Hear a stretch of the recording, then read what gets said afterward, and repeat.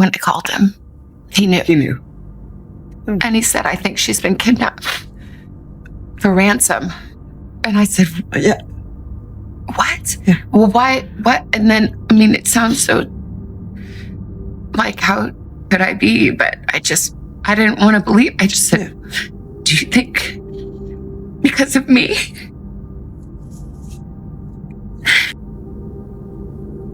And he said, I'm sorry, sweetie, but yeah, maybe. Savannah Guthrie believes her mother, Nancy Guthrie's kidnapping is her fault. She said it herself, on camera, in tears. And the moment she did, the internet stopped grieving with her and started watching her differently. Because guilt that specific does not come from nowhere. What does she know that she is not saying? It is just before 2 a.m. on February 1st, 2026. In a quiet, upscale neighborhood in the Catalina foothills north of Tucson, Arizona, a neighborhood where nothing ever happens, but this time something is happening. A figure moves toward the front door of a home. He is wearing a ski mask, wearing gloves, carrying a backpack, and strapped to his waist is a holstered gun. He reaches for the doorbell camera. He tries to block it with his gloved hand. Then he rips a plant out of the yard and uses it to cover the lens. But the footage survived. The FBI recovered it anyway. That footage would shake a nation. Because the woman inside that house was an 84 years old who used a pacemaker, had a blood pressure condition, and needed daily medication to stay alive. And by the time anyone knew she was gone, she had already vanished. Her name is Nancy Guthrie. Tonight with breaking news in Arizona, with an urgent plea to the public.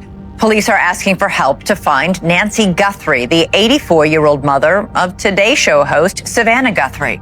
Guthrie's family last saw Nancy on Saturday night at her home in Catalina foothills, that's just north of Tucson. Guthrie lives alone, but the Pima County Sheriff said today she didn't leave on her own. He said he believes she was abducted and that she was harmed when someone took her from the home. Senior woman, an American mother, a missing person, the mother of one of the most recognizable faces on NBC News, Savannah Guthrie. And this disappearance, this case of a white senior woman taken by force from her home in the United States in the middle of the night, is now one of the most watched, most discussed, trending crimes in the country. You already know the case. You have been following it. But here's what most coverage has not put together. The blood, the DNA, the Epstein files that dropped 2 days before she vanished, and what Savannah Guthrie had done on camera for years. That the internet cannot stop talking about. This is not a recap. This is the full picture. Everything you are about to hear is sourced from verified news reporting, law enforcement statements, and public record. We will tell you when something is speculation, and we will always tell you who is saying it. Let us start with what we know, not what people are saying on social media, what has been confirmed on the record by the Pima County Sheriff's Department and the FBI. Saturday, January 31st, 2026. Nancy Guthrie is 84 years old. She has lived alone in her home in the Catalina foothills of Tucson for years. She has children nearby. Her eldest daughter, Annie Guthrie, and Annie's husband, Tommaso Scioni, live in the same city. Her daughter, Savannah, the NBC Today co-anchor, is based in New York.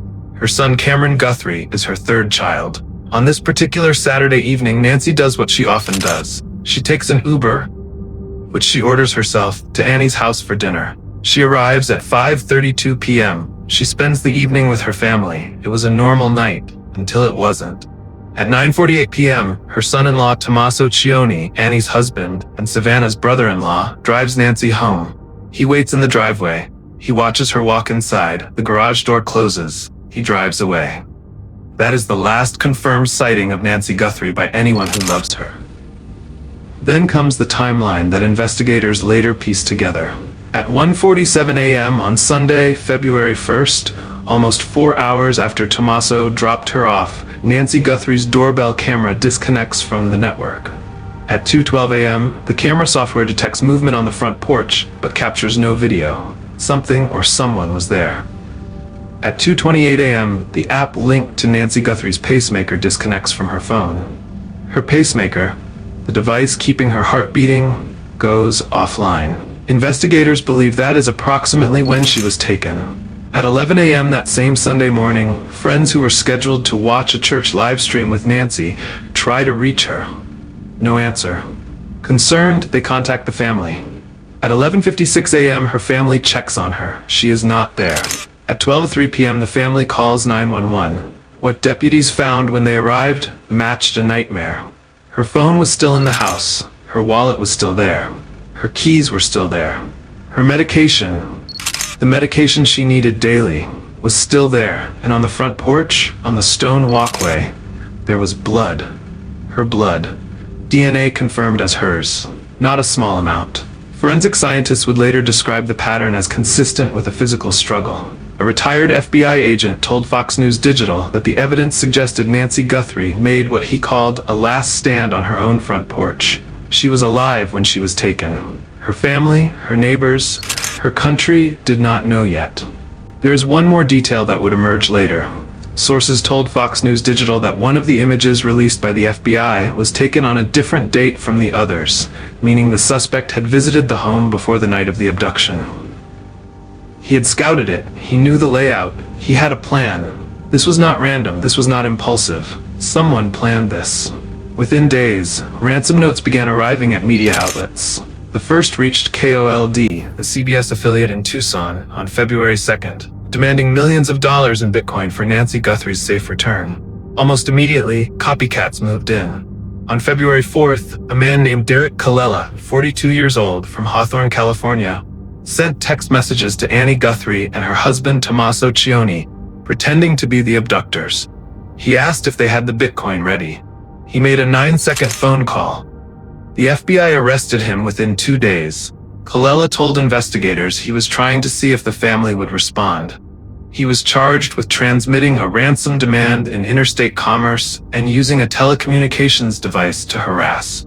This arrest is entirely separate from the actual abduction. He did not take Nancy Guthrie. He exploited a family in crisis for his own purposes. Multiple additional ransom notes continued to arrive at TMZ throughout the investigation, including 1 month later in April that for the first time mentioned a location, Sonora, Mexico. None have been officially confirmed as authentic by the FBI. None have led to Nancy Guthrie. The FBI doubled its public reward to $100,000 for information leading to Nancy's recovery. The Guthrie family separately offered a reward that now exceeds $1.2 million. Nobody has claimed it. This is where it gets complicated. And this is where investigators are still working right now, as of June 2026. During the processing of the crime scene, investigators also collected DNA from somewhere on the property that did not belong to Nancy Guthrie and did not match anyone in her immediate family or circle of known contacts. This DNA belongs to an unknown individual.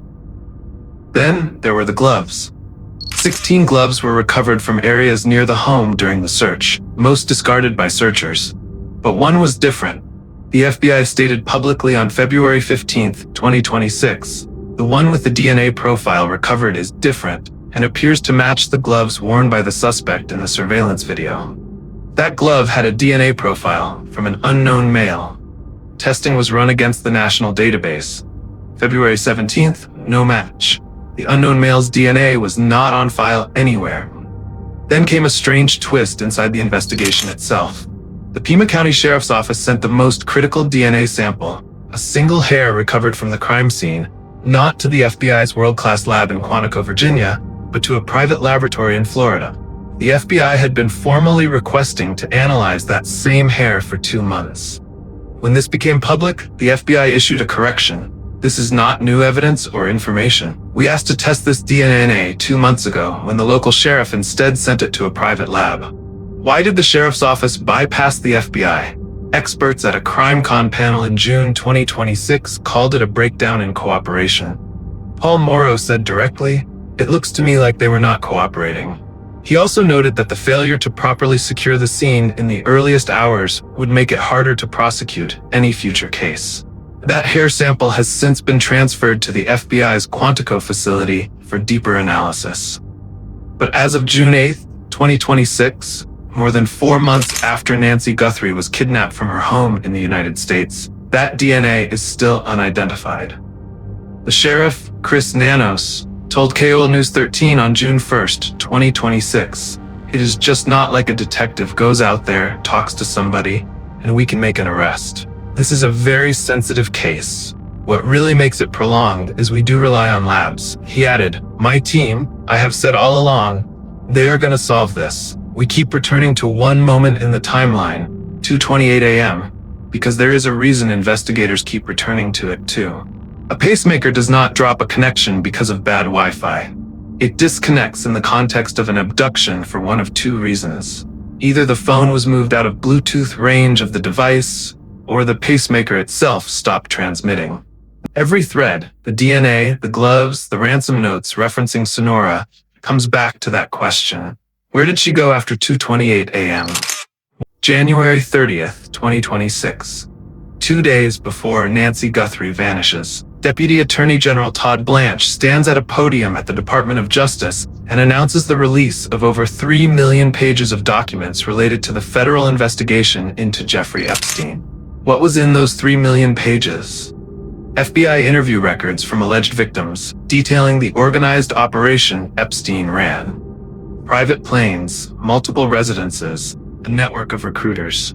An internal FBI diagram mapping his associates, including Ghislaine Maxwell, described as someone who may have been physically involved in the abuse. Email chains showing Epstein and Maxwell strategizing in 2011 about a woman who claimed to have worked at Trump's Mar-a-Lago at age 15. Photos of Epstein with former President Bill Clinton, a message from Ghislaine Maxwell, currently serving a 20-year sentence, sent to President Trump saying if he granted her clemency, she would clear his name. The files named no new criminal defendants, no new charges were filed, and 2 days later, Nancy Guthrie was gone. When Nancy Guthrie's disappearance hit the news on February 1st, and the world was simultaneously processing the Epstein files dropped 2 days earlier, something happened on social media that was completely predictable. People started connecting dots. By February 12th, a single post on X had accumulated over 1 million views. It said, "Her husband's company is listed as a co-conspirator in the Epstein files, FGS Global." In case you're wondering why now of all times for Savannah Guthrie's mother to be kidnapped, that post was false. Pima County Sheriff Chris Nanos confirmed on February 16th that all of Nancy Guthrie's family members, including all siblings and their spouses, had been cleared. He said, "The family has been nothing but cooperative and gracious, and are victims in this case." To suggest otherwise is not only wrong, it is cruel. PolitiFact, Snopes, and PBS NewsHour all independently investigated the claim about Michael Feldman's company, FGS Global. Their conclusion, FGS Global is not in the Epstein files. Feldman's name does not appear in the files. The only Michael Feldman who appears in any Epstein document is a different person entirely, a theoretical physicist who sent Epstein a single introductory email in 2013. But there is a second thread the internet followed that is more grounded in verifiable facts. It starts with Savannah Guthrie herself. Savannah Guthrie has spent her career at NBC doing the kind of journalism that makes powerful people uncomfortable. She holds a law degree from Georgetown University. She practiced law before pivoting to journalism. That training shows up on camera. She does not just interview people. She examines them. She presses. She follows up. In July 2019, Savannah Guthrie sat across from Jennifer Arauz, a woman who had never spoken publicly before, and let her tell the world that Jeffrey Epstein had raped her in his Manhattan townhouse when she was 15 years old. That interview aired on the NBC Today show as a world exclusive. Jennifer Arauz became the first person outside the sealed federal indictment to publicly name Epstein in the context of rape, live on national television. 2 months later, in September 2019, Savannah Guthrie did it again. She sat down with 6 women who had accused Jeffrey Epstein of sexual assault, giving them a collective platform on NBC in one of the most watched Epstein interviews of that entire news cycle. In October 2020, she walked into a nationally televised NBC town hall with then-President Donald Trump and proceeded to press him for an hour on COVID, QAnon, masks, and conspiracy theories he had been amplifying on Twitter. She said to him, "Live on national television. You are the president. You are not like someone's crazy uncle who can just retweet whatever. Trump publicly attacked Guthrie in the days that followed, calling her a crazed lunatic. It was personal, not a critique of journalism. None of this is speculation. All of it is documented, on camera, on the public record. So when the internet looked at what Savannah Guthrie had done, the Epstein victims she had amplified, the powerful men she had challenged at NBC, and then looked at the timing of her mother's abduction, 2 days after 3 million pages of Epstein files were released, the theory practically wrote itself. One commenter wrote, "It was not for ransom. It was someone from the Epstein files." Savannah was one of the first high-profile journalists to interview the victims and made the story headline news. Another, with nearly 100 likes, Savannah platformed the victims of the Epstein class. She challenged powerful men. She paid the ultimate price. It was never about ransom. It was always a warning. Is this theory supported by evidence? Law enforcement has confirmed nothing of the kind. No connection between the Epstein files and the Nancy Guthrie abduction has been established by any investigative agency.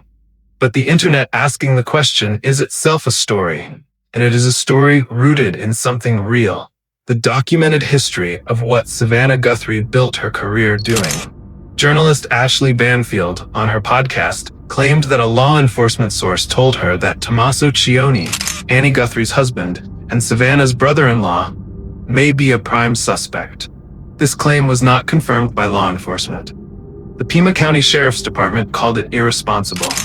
On February 16, 2026, Sheriff Nanos formally confirmed that all family members, all siblings and their spouses were cleared. His statement, "The family are victims, plain and simple." Former FBI agent Jennifer Coffindaffer reviewed publicly available information and stated, "No signs of money problems. They have a beautiful life from all accounts." Savannah Guthrie was reportedly furious about the report, not because Tommaso is a stranger to her, but because that theory was pulling public attention away from the person who actually walked up to her mother's door with a holstered gun and a ski mask. Law enforcement has closed the door on that direction. The viral claim that Michael Feldman's company, FGS Global, was named as a co-conspirator was fabricated, confirmed false by PolitiFact, Snopes, and PBS NewsHour. The case is closed, but here is what was actually in the files that created the confusion. There is a 2015 email chain involving former U.S. Treasury Secretary Larry Summers, in which Summers forwards an email referencing the Glover Park Group, a Washington communications firm. The email was suggesting Epstein reach out to Joe Lockhart, a founding partner of that firm. Michael Feldman previously worked at a different firm, also called Glover Park, an entirely separate consultancy. PolitiFact confirmed they are not the same organization, and Feldman's name does not appear in the files. But here is why the connection felt plausible to people researching the case. Michael Feldman is a prominent Washington communications figure who served in the Clinton White House as senior advisor to Vice President Al Gore. In Washington, worlds like his and worlds like Epstein's operated in the same city, the same social orbits. That does not mean involvement. Proximity is not evidence. The fact that this claim reached 1 million views in days tells us something important about where the public is right now. After decades of cover-ups and sealed documents and powerful men escaping accountability, people are primed to see connections. Sometimes that priming is justified. In this specific instance, the claim was false. Retired law enforcement professionals and legal analysts have offered 4 broad theories that have been discussed publicly about what this abduction actually was. Theory 1, a ransom operation targeting a prominent, financially comfortable family. An 84-year-old woman living alone, seen as a vulnerable, high-value target. The $6 million Bitcoin demand in the first ransom note fits this framing. Theory 2, a personal crime, connected to someone in Nancy's life or the family's extended world in a way investigators have not yet made public. The precision of the operation, the scouting visits, the timing, the disabling of the doorbell camera suggests someone who knew her routine. Theory 3, a warning or message directed at Savannah Guthrie, connected to her journalism, her reporting, her public confrontations with powerful people. This is the theory the internet has latched onto hardest. It has zero confirmed evidentiary support from law enforcement. Theory 4. A crime connected to criminal networks operating in southern Arizona, a documented corridor for cartel activity. The DNA with no national database match. The ransom note referencing Sonora, Mexico. The traffic stop in Rio Rico, 60 miles from the border. All of this sits within a geography that has its own criminal ecosystem. Investigators who work this region would be cross-referencing this evidence with existing cartel intelligence. We do not know which theory is right. The investigators do. As of June 8, 2026, 4 months and 1 week after Nancy Guthrie's disappearance, here's the confirmed status of the investigation. No arrests have been made, no suspects have been publicly named. The masked man in the Nest camera footage remains unidentified. The DNA collected from the crime scene is still being analyzed at the FBI's Quantico laboratory. The ransom notes remain unconfirmed. The reward stands at over $1.2 million unclaimed. Nancy Guthrie has not been found. Sheriff Nanos told 13 News on June 1st, 2026. It moves at a snail's pace, I guess, for some. But for my investigative team and for me, we look at this as exactly what we need it to do.